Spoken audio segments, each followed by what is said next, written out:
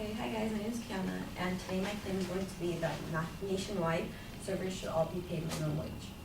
So my first piece of evidence was a study done by Wall Street Journal, and it reported that 15% of American waitstaff lives in poverty, compared to 7% of all American workers live in poverty.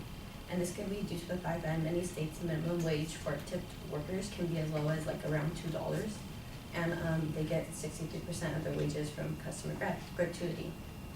So this ties into my second piece of evidence, which was an article from the U.S. News that states that employers put responsibility on customers to pay their employees a living wage.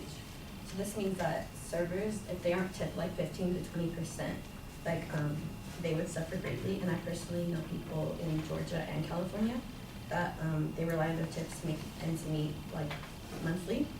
And when the slow season hits, it hits them hard. So one easy way to fix this would just to be pay them higher wages.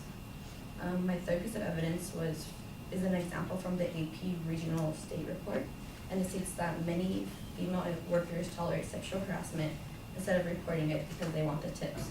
So they basically tolerate being touched or getting told like comments about their bodies because they don't want to lose out on a paid check.